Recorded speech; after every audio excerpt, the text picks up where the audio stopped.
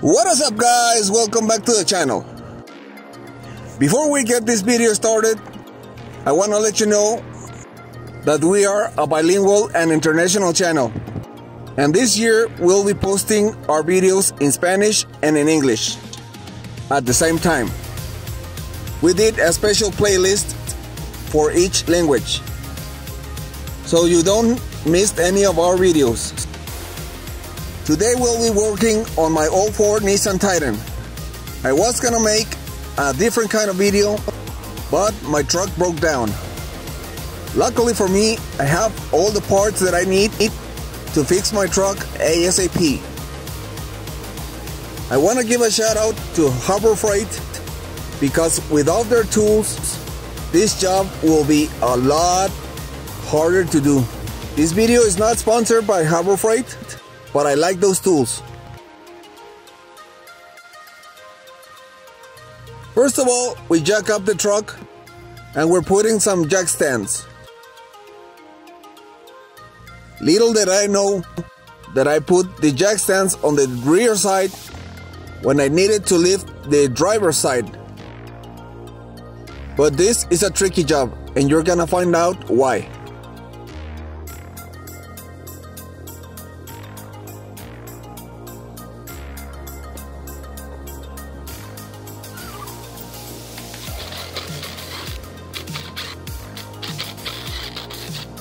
In today's video, we will be replacing the fuel pump, and in some cases it might look like an easy job, but on this truck it's not. First of all, you have to disconnect all the lines going to the gas tank.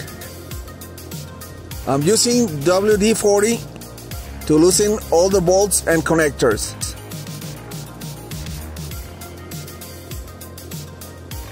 And now we are removing the fuel pump fuse, so we could take off the pressure of the gas line.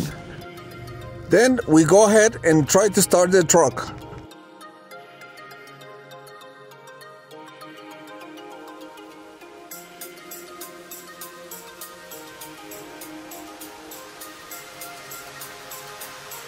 And now we proceed to remove the fuel lines and the filler hose.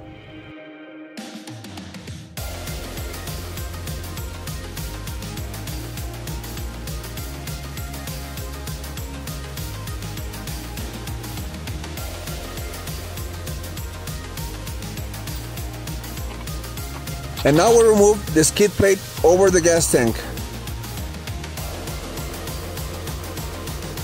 This is the part where I realized that I needed the jack stand on the side of the truck, because the gas tank runs under the cab and not so much under the bed. I took up this fuel pump out of my Nissan Suru to drain out all the fuel that it's on the tank. Unfortunately for me, the truck had 3/4 of a tank, but the truck was still running. But I didn't want to risk it and get stranded on the middle of the road. So we're gonna pull all the fuel out of the gas tank before removing the gas tank.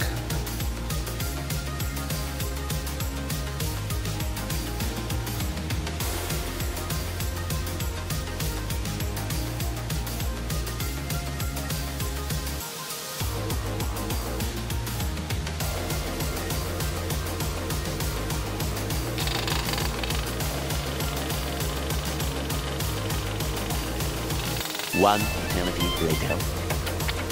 And now it's time to lower the gas tank. We remove the belts that hold down the tank, and we're using the jack to help us lower the gas tank. In this truck, the space to work under it's way too small. So you have to lower the gas tank just a little bit, and then try to take off all the lines and connectors. And believe me, it was a nightmare.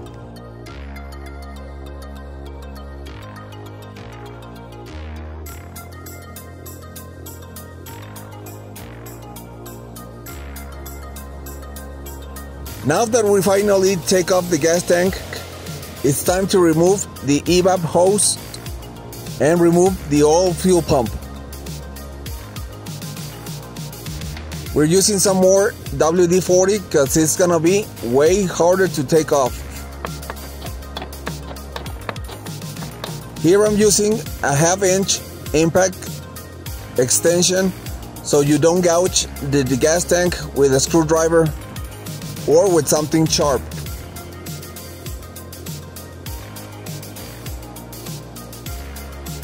There is still a lot of gas on this gas tank. This job took me 3 days to do.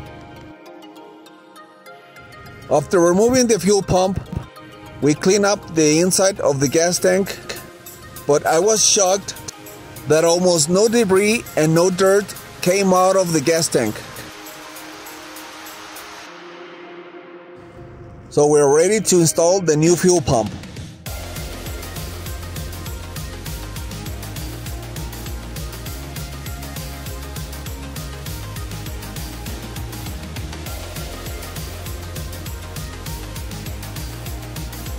We replace the O-ring before we install the new fuel pump.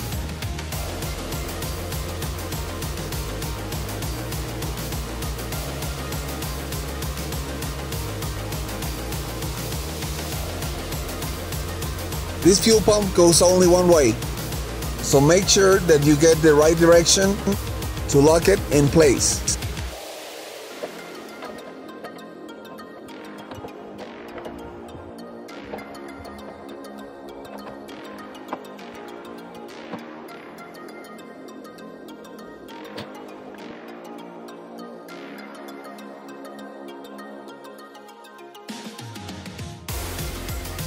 I am adding some WD-40 to the O-ring so it doesn't get pinched and it could seal properly.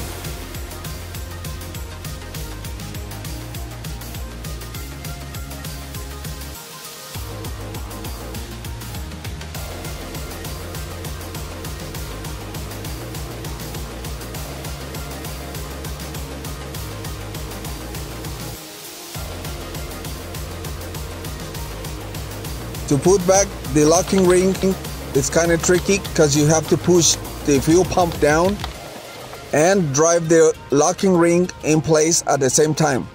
So it's better if you have some help.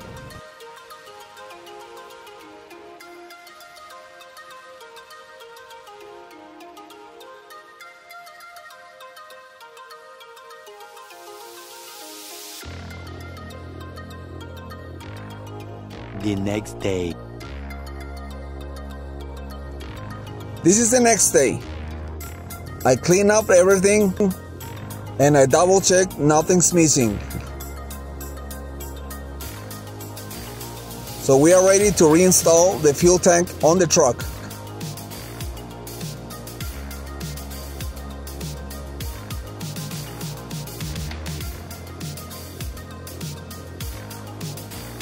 We are putting the evap hose in place and we're ready to put this gas tank on the truck.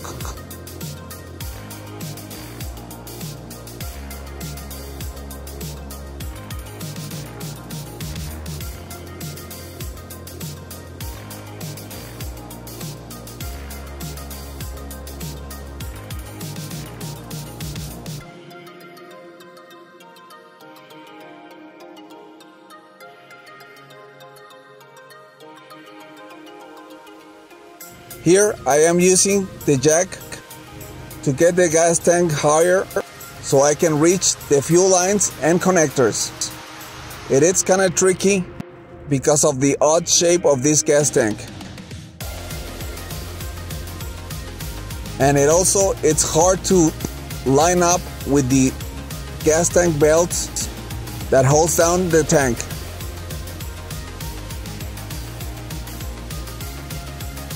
Here I'm using some other jack stands with my jack to hold down the gas tank before reinstalling the gas tank belts.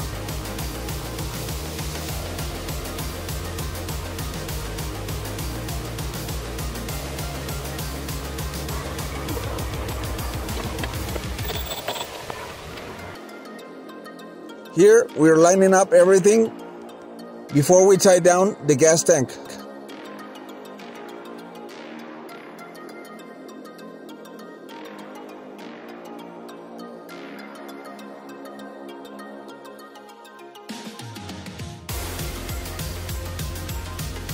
Now that the gas tank is in place, it's time to reconnect the EVAP system, the filler hose, and the return hose.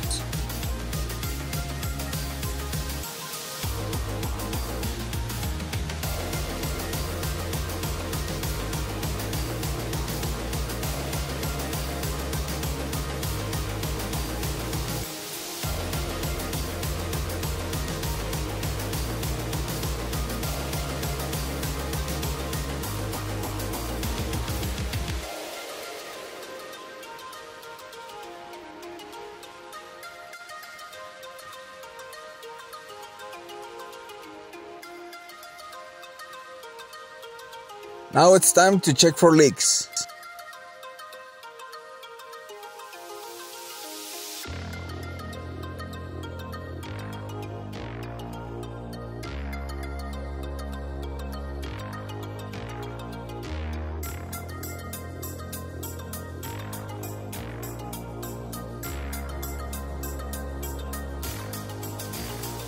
We plug in the fuse from the fuel pump and we're gonna start the vehicle.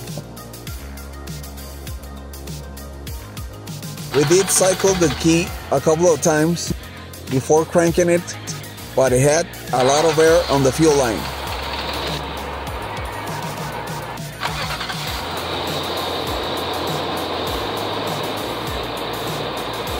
And there we have it. Brand new fuel pump. We checked for leaks, no leaks, so we're good to install the skid plate.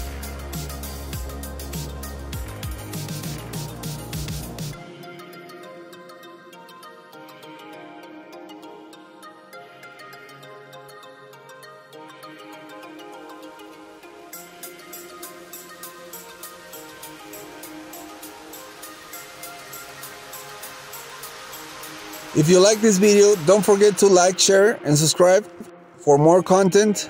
It really does help the channel.